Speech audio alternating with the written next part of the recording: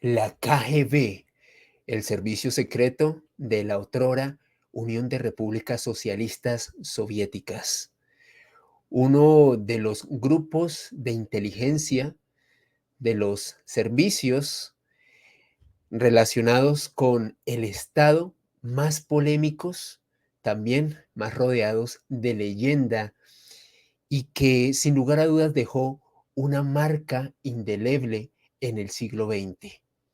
¿Qué hace de la KGB un servicio secreto que ha inspirado una gran cantidad de obras literarias, de películas y de videojuegos? Esa es la temática que estaremos abordando aquí en Mandrágora. Y en esta oportunidad quiero sumar a esta disertación, a este dossier que vamos a desarrollar en esta oportunidad, a una vieja amiga de la casa. Es todo un honor contar con un auténtico referente del periodismo de misterio en toda Hispanoamérica, Joana Arenas. Joana, bienvenida a Mandrágora. Hola Alejo, gracias. A mí siempre me da un poquito de vergüenza las presentaciones que usted me hace, pero gracias. No, es verdad, Joana, o sea, tú eres ya un ícono, tú ya eres un referente aquí en Hispanoamérica y lo digo con orgullo y con cariño porque es todo un honor que seas colombiana, con todo lo complicado que esto conlleva en un país como este, en donde realmente son muy pocas las mujeres que se han, digamos, arriesgado a dar el salto a hablar de misterio. Es más, tú sabes que hablar de misterio lo hacemos un puñado de personas Sí. y realmente que tú lo hagas con tanta calidad y con tanto tiempo, realmente para mí es todo un honor. Antes de arrancar con el dossier que vamos a desarrollar a continuación, quiero hacerles una claridad. Este va a ser una investigación que vamos a hacer dividida en dos partes. La primera va a ser publicada aquí en el canal de Mandrágora, donde vamos a estar hablando con Joana sobre la KGB, y la segunda parte de esta investigación la vamos a estar publicando en el canal Ventana al Misterio con Joana Arenas, en donde voy a estar hablando sobre la Stasi, también otro de los servicios secretos más inquietantes del siglo XX. Así que Joana, haciendo un breve contexto sobre lo que era esta KGB, realmente un servicio que ha suscitado muchos ríos de tinta, como dirían los expertos, a lo largo de las décadas. Se comenta que hacia 1953, tras el fallecimiento de Joseph Stalin, este gran dirigente de la Unión Soviética, aparece un personaje que es muy importante, que es fundamental para entender esta historia, y ustedes lo van a apreciar en unos instantes en pantalla. Lavrenti Beria, el jefe de la policía secreta soviética. Y este hombre, Beria, era uno de los principales líderes soviéticos durante el régimen de Stalin. Era un tipo que tenía información privilegiada, conocía todos los tejemanejes que ocurrían en aquel entonces en la Unión Soviética. Y este hombre, como jefe de la policía secreta, lideró algo que se conoce como la Gran Purga, un suceso que cambió para siempre la historia de la Unión Soviética, pero como no me quiero explayar más y nuestra invitada es quien nos va a dar más detalles y contexto sobre todo esto, ¿cómo era esa época, Joana, en la cual se comenzó a desarrollar esta KGB con este personaje tan fundamental para entender este servicio secreto? Bueno, Alejo, como muy bien lo explicabas y dabas el contexto, pues hay que centrarnos, por supuesto, en ese lugar, en la Unión Soviética y en la época de la Guerra Fría. En ese contexto nace precisamente la KGB y es que es el Comité para la Seguridad del Estado. Muchos lo llamaban el centro, también era conocido así. Y su lema era lealtad al partido, lealtad a la patria. Una cosa realmente radical, ¿no? Empezando por ahí. Y esta agencia era una de las más destacadas, además, de las más fuertes, de las más poderosas, porque había una combinación muy interesante y era precisamente que contaba con la policía secreta, pero además también la agencia de inteligencia y la agencia principal. Entonces, estas dos cosas se unieron y como tal formaban todo lo que era la KGB. KGB. Hagan de cuenta una cosa así como si la CIA y el FBI se unieran y se consolidaran, ¿sí? Entonces Wow. ya el contexto es bastante grande, ¿no? Entender el poder político y el poder que tenía como tal esta organización. Y por supuesto, ¿qué pretendían con esto? Pues tener el control y manejar pues todo ese contexto histórico, político y social de esa época, ¿no? Hay que entender Entonces, algo, Joana, y perdóname por interrumpirte, que me parece magistral la forma en la que nos estás describiendo todo esto.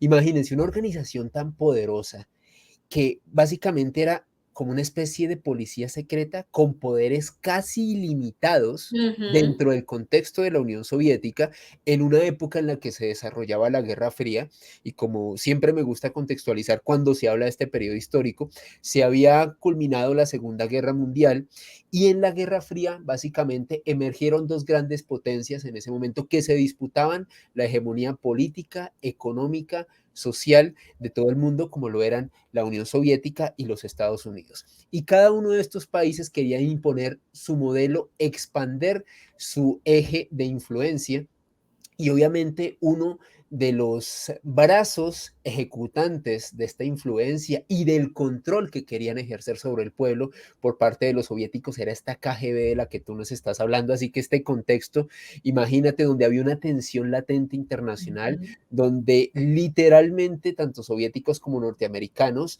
estaban compitiendo a nivel tecnológico por ver quién podía poner primero a una persona en órbita a la Tierra, luego Uh-huh. posteriormente quién podía llegar a la Luna, y en una continua tensión sobre el armamento nuclear. No se sabía si alguien iba a oprimir el botón rojo. Les digo esto sobre todo para contextualizar a la gente más joven que quizás no vislumbra qué era lo que estaba pasando, pero realmente muy interesante eso que nos comentas, Joana. ¿Cómo continuarías todo este poder, toda esta influencia que ejercía la KGB en ese entonces en la Unión Soviética? Claro, Alejo, es muy importante lo que tú dices porque era precisamente consolidarse como nación, pero además también consolidar sus ideas y expandirlas más allá de su territorio, ¿no? Entonces, su objetivo principal era tener el control de toda la información.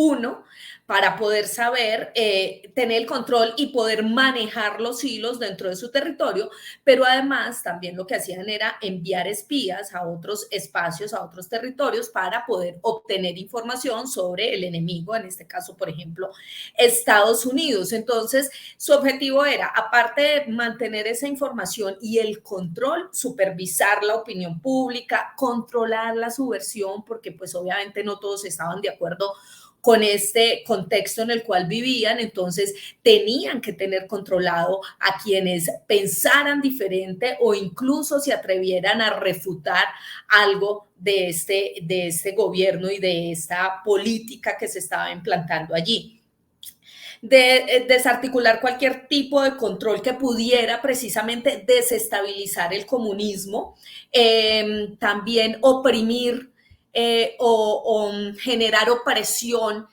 frente al enemigo, frente a las personas que ellos consideraban que eran sus enemigos y que querían desestabilizar el poder.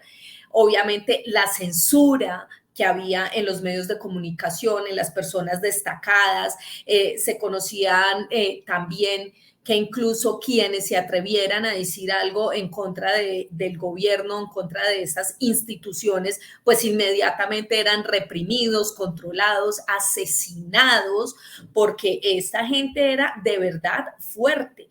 Y la propaganda que además hacían era claramente a favor de ellos, siempre postulando todos sus ideales y para que la gente estuviera también en ese mismo contexto. Y lo que buscaban era supuestamente proteger el Estado, pero realmente lo que había allí era una clara censura frente a cualquier tipo de situación.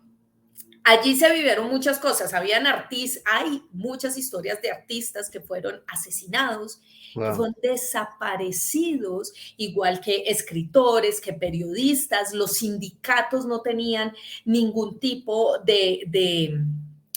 de apertura dentro de esto, nadie podía hablar, era una sociedad que estaba constantemente controlada, ¿no? Vigilada además. Y digamos que otra de las cosas que más se destacan dentro de esta KGB era también el trabajo de contrainteligencia, ¿no? Sí. Esos espías, esas operaciones que se hacían en el extranjero precisamente para lo que tú decías, para generar esa competencia con Estados Unidos y poder saber cuál era la potencia más importante y poder ganar espacio en otros territorios, ¿no? Exactamente, Joana, y sobre lo que tú decías, hay una anécdota que me parece fundamental también para entender este eje de influencia que, como tú decías, extrapolaba la Unión Soviética, era básicamente un grupo, un servicio secreto que no solamente ideológicamente quería mantener la hegemonía soviética en ciertos territorios, sino expandirlo y, por Uh qué no -huh. decirlo, contrarrestar la influencia norteamericana. Y sobre esto hay una anécdota de un expresidente de Colombia, imagínate, Roberto Urdaneta. Este ex primer mandatario de este país publicó en 1951 un libro que se llama El materialismo contra la dignidad del hombre. Y Urdaneta da un dato que realmente es alucinante y que realmente demostraría esta influencia de la KGB en territorios no solamente europeos, sino aquí mismo en nuestro continente, en América. De acuerdo a Urdaneta, la persona quien suscitó la auténtica revolución y, por qué no decirlo, el asesinato de Jorge Eliezer Gaitán. Para quienes no sepan quién fue Jorge Eliezer Gaitán, un importante político colombiano cuyo deceso suscitó algo que se conoce como el Bogotazo, una revolución que cambió para siempre la historia de Colombia. A propósito, hice un completo dossier sobre el Bogotazo, voy a dejar el enlace aquí en la descripción. Y de acuerdo a Roberto Urdaneta, la persona que ejecutó aquí en Bogotá el Bogotazo fue un agente de la KGB llamado Mirzo Rujic, un hombre quien literalmente viajó desde la cortina de hierro, como diríamos aquí en Latinoamérica, o el telón de acero, como dicen en España, viajó aquí a Colombia a impedir que este político llegara al poder.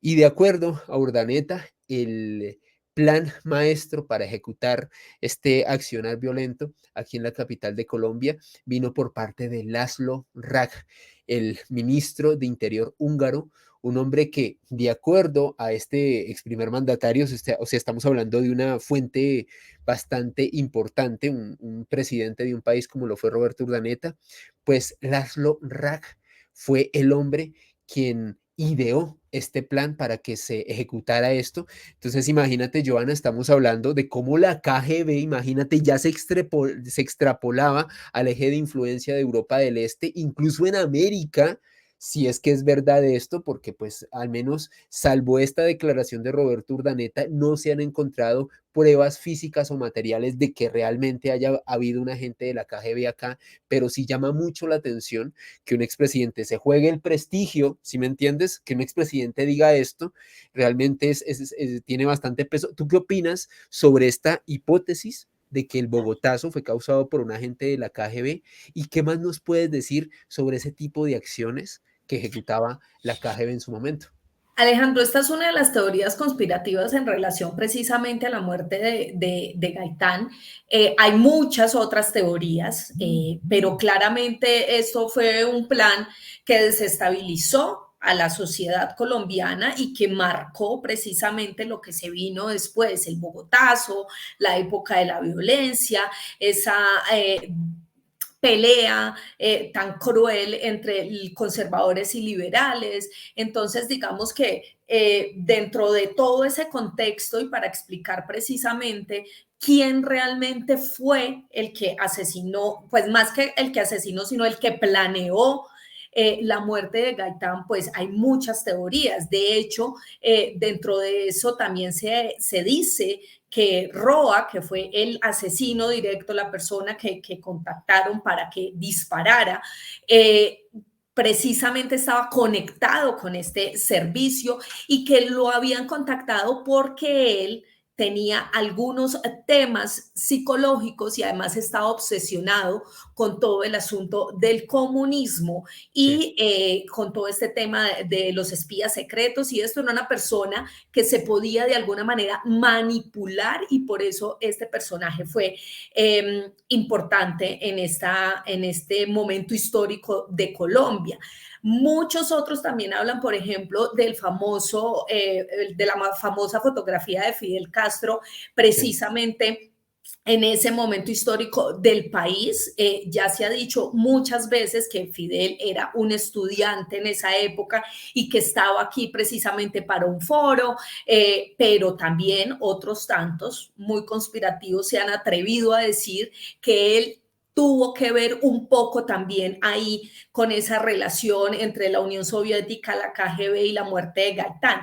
Todo esto, por supuesto, teorías conspirativas relacionadas con este momento que marcó la historia de Colombia. Lo que sí es cierto es que la KGB tenía espías por todo el mundo, infiltrados en cualquier rincón, porque lo que ellos necesitaban eran precisamente expandir sus ideales, uno, y dos, tener de alguna manera información de otros territorios para poder ganar como esa batalla, para poder liderar o ser quienes llevaran la batuta en el mundo. Se dice que en la KGB participaron alrededor de 48.000 personas entre 1954 y 1991, que es cuando cae precisamente en la Unión Soviética. De hecho, hay algo bien interesante, y es el edificio en donde se creó la KGB, porque era un edificio inicialmente muy pequeño que poco a poco se les fue quedando, pues, les fue quedando muy poco espacio, precisamente por la Sí. cantidad de personas que empezaron a trabajar en este servicio secreto. Allí hay muchas cosas oscuras. ¿Qué pasaba ahí? ¿Cuáles eran los métodos de tortura? ¿Cuáles eran los espacios en los cuales metían a quienes no estaban a favor de estos ideales, a quienes consideraban traicioneros, a quienes daban información que no estaba precisamente en relación o en concreto con lo que se planteaba en ese momento en la Unión Soviética? Actualmente ese edificio aún existe y hay muchos rasgos ahí de todas esas torturas que se vivieron. Y eran unos tipos realmente ingeniosos. Las armas que utilizaban, por ejemplo, eran bien particulares. Se habla de las famosas sombrillas, que eran realmente un arma, ¿no? Entonces estas sombrillas eran las que llevaban los espías, y realmente era un arma letal para asesinar en cualquier momento cuando fuera pues necesario. Eran una especie de sombrillas pistolas, algo así, calculen ustedes eso. Las mujeres que pertenecían a la KGB utilizaban, por ejemplo, el famoso labial pistola, que era apodado el beso mortal. ¿Mm? Sí. Pero a mí la que más me llama la atención es la del diente mortal. Y entonces era No una sabía especie. eso, Joana, no sabía que Claro, el existía eso. diente mortal es muy interesante, Alejo, porque era una especie de muelita, hagan de cuenta una figurita del doctor Muelitas, y lo que había ahí dentro de ese diente mortal, eran químicos, era realmente una cápsula llena de cianuro. ¿Y por qué lo utilizaban? La llevaban todos los espías. ¿Y por qué lo hacían? Porque en el momento en que ellos eran capturados y de pronto llevados a tortura para sacarles información, entonces la orden era, es preferible que se tome el cianuro, señor, que está ahí en esa muelita, se toma el cianuro, se muere y muere por la patria, dirían por ahí, Wow. antes de que le saquen información respecto a su trabajo y a lo que está haciendo.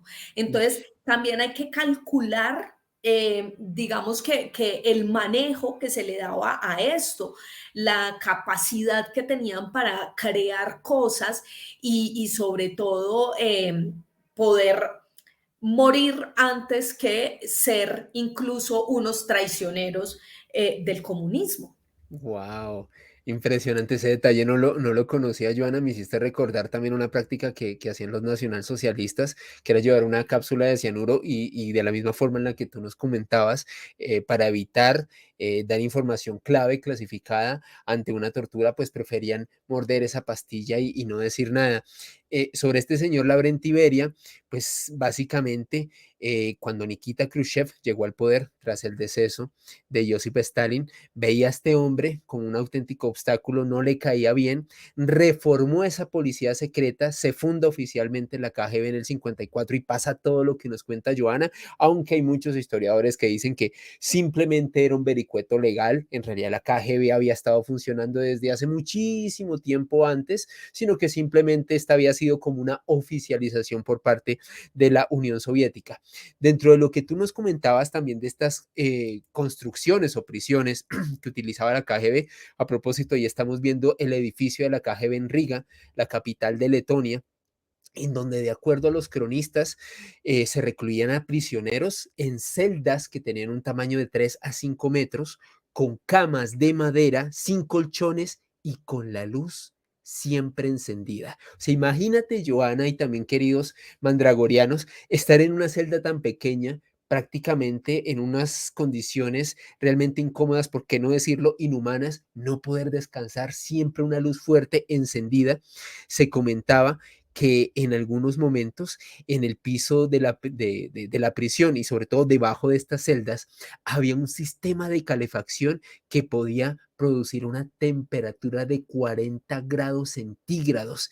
Y muchas veces estas celdas eran ocupadas no solamente por un prisionero, sino por varios. Imagínate, Joana, estar encerrado en una celda tan pequeña con una calefacción que produce 40 grados centígrados. Comentan, de acuerdo a algunos expertos, que algunos de estas celdas específicas, recuerden, de 3 a 5 metros, llegaron a albergar hasta 42 personas en algunos momentos en que la KGB hacía detenciones multitudinarias, porque como decía muy bien Joana, era ejercer el control. Cualquier pensamiento disidente de una lo llevaban a este tipo de reclusorios realmente impactantes. Se comentaba que también se les hacía pasear por patios de ejercicios en donde estaban enrejados para que los hicieran sentir como si estuvieran enjaulados estos prisioneros. O sea, anular cualquier sensación de libertad. ¿Qué nos puedes comentar, Joana, sobre todo este tipo de tratamientos inhumanos a los cuales eran sometidos estos prisioneros de la KGB? Sí, Alejo, pero antes quiero decirle algo. Usted mencionaba que perdón, usted mencionaba que habían, antes de consolidar oficialmente la KGB, pues Sí. hubo varias otras agencias de seguridad y efectivamente fue así. Fueron alrededor de 6 agencias de seguridad Wow. planteadas precisamente con ese mismo objetivo, con el de controlar y tener la información adecuada y sobre todo controlar al enemigo y a quienes se pudieran rebelar contra el comunismo.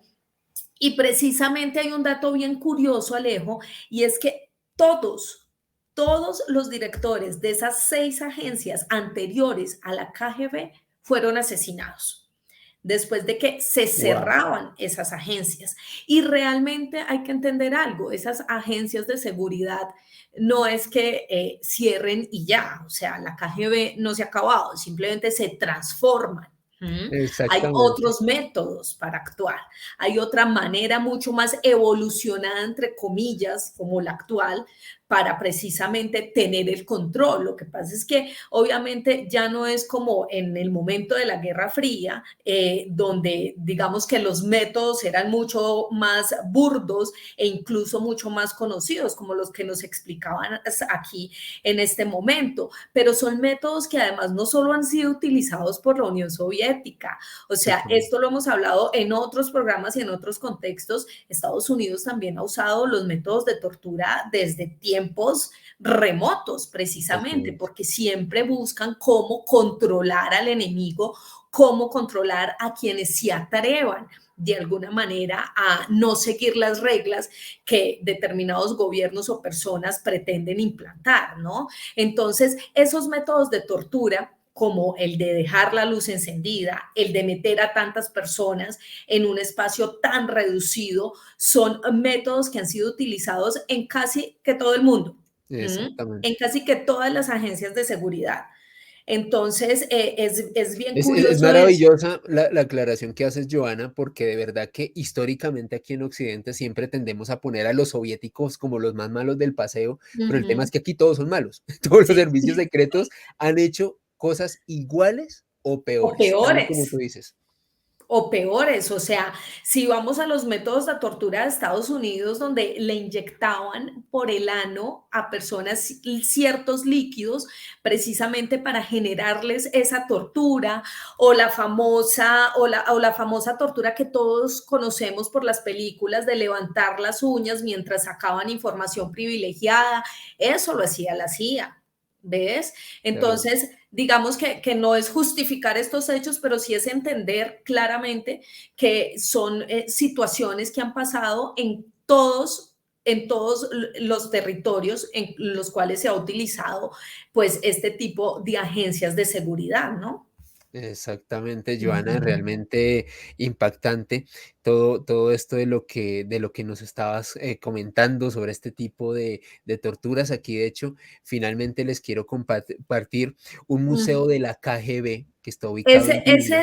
Ese es el que yo te digo, Alejo, que todavía funciona, que Wow. está en la plaza de Moscú, ¿no? Wow, wow. Ujú, Este que estamos viendo en este momento, Joana, está ubicado ujú, en Vilna, Lituania, pero también hay un museo de la KGB en Moscú que a propósito ujú, visitó nuestro querido amigo Esteban Cruz. Un saludo para él y para sus ujú, seguidores. Lo pudo conocer hace algunos años. ujú, Y en específico este museo de la KGB en Vilna, en Lituania, otro de los países de influencia soviética, fue en su ujú. momento, para contextualizar a todos los espectadores, Joana, una cárcel, un centro de tortura y un centro logístico de información. Es decir, era como una base de operaciones que Ajá, utilizaba, en este caso, la KGB, no solamente en Lituania, sino en otras zonas de influencia. Yo creo que es importante tener en cuenta, y por eso me parece magistral la descripción que hiciste, Joana, cómo este servicio secreto realmente era transnacional. La claro. KGB no solamente tenía una influencia soviética, sino realmente tenían agentes en todo el mundo, tenían bases en muchas partes del planeta y desde ahí ejecutaban realmente operaciones sinceramente, realmente sorprendentes. Sobre todo esto, hay algo que también quiero recordar, porque ya que tú mencionabas a los norteamericanos, Joana, también para Ujú, contextualizar a los mandragorianos, se ha conocido en las últimas décadas que los espías norteamericanos de aquel entonces, de la Guerra Fría, fueron entrenados en un programa para poder sobrevivir a las torturas de la KGB. Imagínate eso. O sea, los ujú, entrenaban, los torturaban como los torturaba la KGB para no revelar información privilegiada. Y este programa se conoció como el programa SERE: ujú. supervivencia, evasión, resistencia y escape, precisamente para poder soportar todo esto. ¿Qué nos puedes decir, Joana? No solamente sobre este reclusorio, sobre lo que tú nos decías de ese museo, por así decirlo, de la KGB en Moscú, y todo este contexto que hemos brindado en este espacio. Mira, Alejo, el edificio del cual te hablo queda precisamente en la plaza de Moscú, que es llamada Lubyanka, que es Bianca. cerca de la Plaza Roja, y ahí está también ese espacio en donde se destacan, digamos que todos, algunas herramientas incluso que se utilizaban para esos métodos de tortura, por un lado, y por el otro, para preparar a todos esos agentes que ya, como les habían dicho, el lugar se quedó muy pequeño para la cantidad de agentes que había en ese entonces, entre Wow. policías, espías, agentes secretos, en fin, digamos que todos tenían una función completamente diferente. pero pues todos estaban capacitándose ahí. Y claro, lo que tú dices es muy cierto. Preparaban a estos personajes a través de unas pruebas durísimas e incluso las propias torturas que le hacían a quienes estaban encarcelados, a los enemigos, en fin, porque recuerde el lema de la KGB: lealtad al partido, lealtad a la patria. Entonces, no podía ser cualquier persona la que hiciera parte de esta agencia de seguridad. Eran personas realmente preparadas, comprometidas con la causa, diríamos por ahí, y que pudieran de alguna manera certificar que en cualquier caso ellos preferían morir, como con el cianuro del diente a tener que contar o dar información al respecto, ¿no? Entonces, la fuerza que tenían estos personajes, la preparación psicológica y física era realmente muy, muy fuerte. Los espacios, así como la fotografía que tú tienes ahí, donde está este señor sonriendo claramente porque ya ahora esto es un museo, Claro, pero claro, ¿te pero imaginas? los espías y quienes trabajaban, los agentes que trabajaban también eran sometidos, por ejemplo, a estar durante largas horas en un espacio tan reducido como nos contabas, no solamente con pruebas como la de la luz, sino al contrario, pruebas de resistencia como no ir al baño, estar ahí encerrados durante horas, sin comida, para probar precisamente que servían para ser parte de este servicio secreto. Literalmente poner al límite la resistencia humana, Exacto. como tú lo has mencionado, para poder hacer parte de este servicio secreto élite para los soviéticos. Y antes de culminar, Joana, ¿qué más te gustaría agregar sobre esta KGB, sobre este servicio secreto? Realmente que creo que ha sido un recorrido apasionante el que hemos hecho a través de este contexto en el cual se desarrolló y muchos de estos actos, de este accionar que llevaba a cabo esta KGB.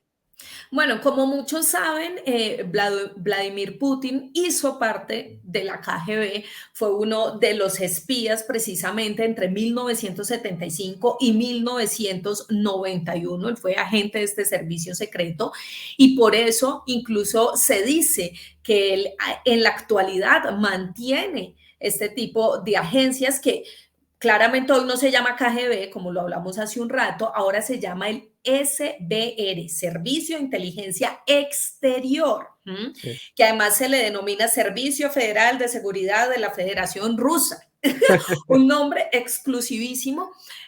Y hace poco, me acuerdo muy bien, hace muy pocas semanas, Vladimir Putin en uno de sus discursos incluso dijo que había que aumentar la seguridad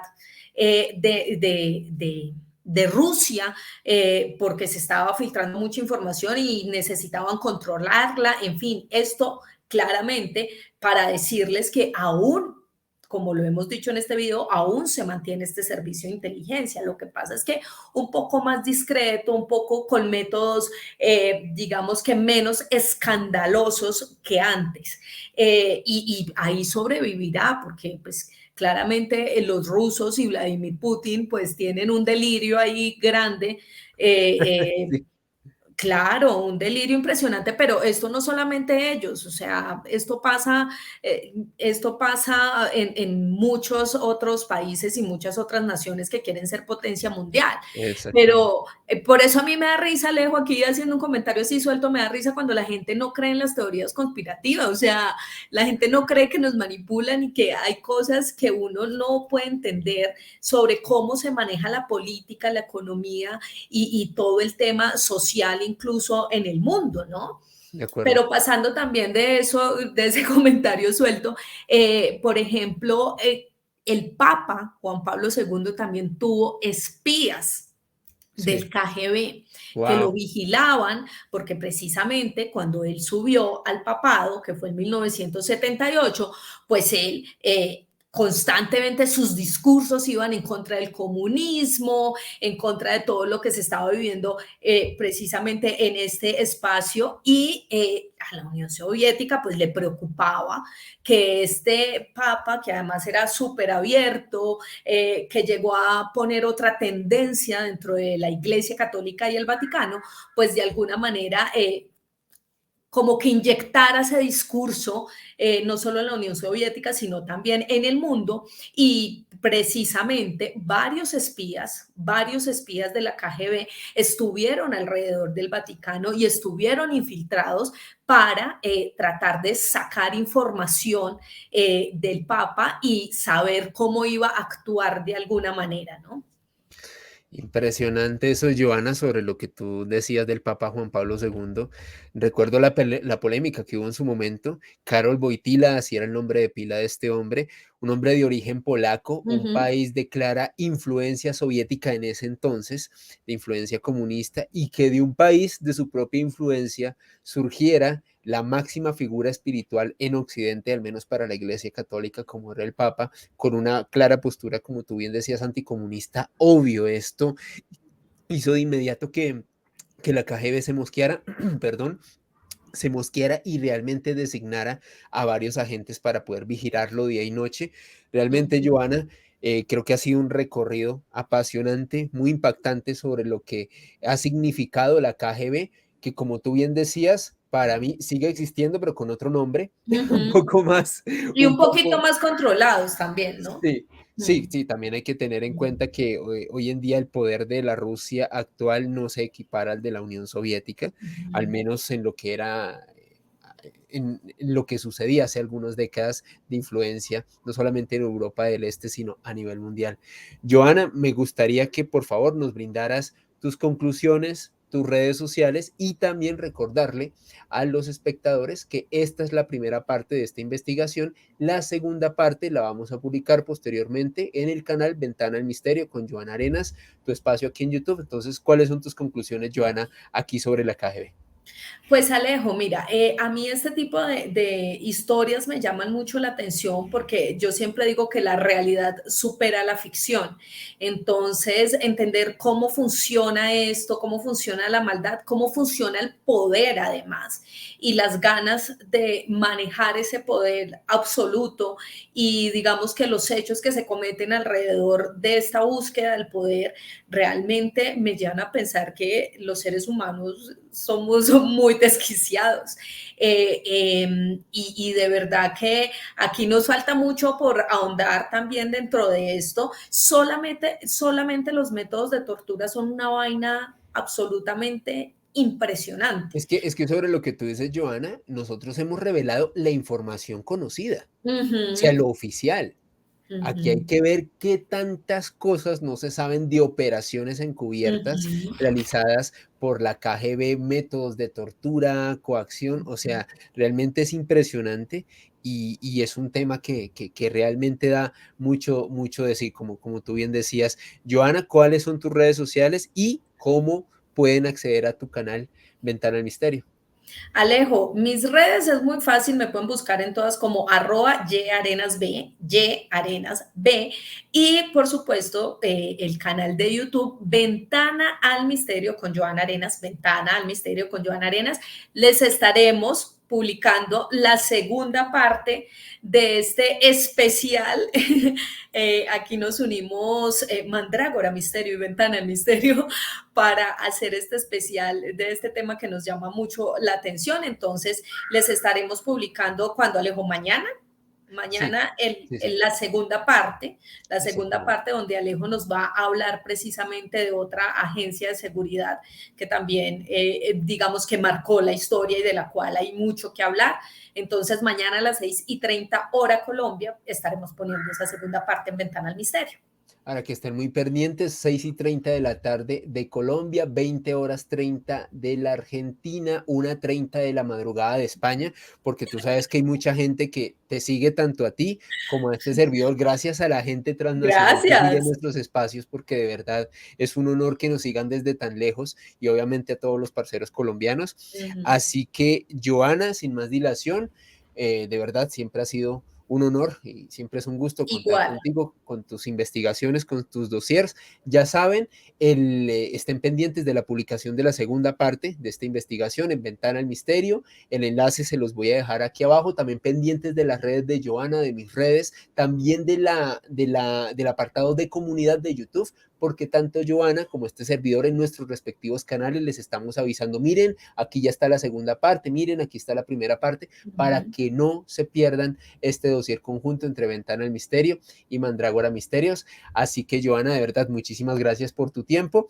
Y como siempre digo, para finalizar este espacio, y nunca olviden que el conocimiento es una creación colectiva, lo gestamos entre todos y que el misterio es cultura. Nos vemos en un próximo video aquí en Mandrágora. Hasta pronto. Chao, chao.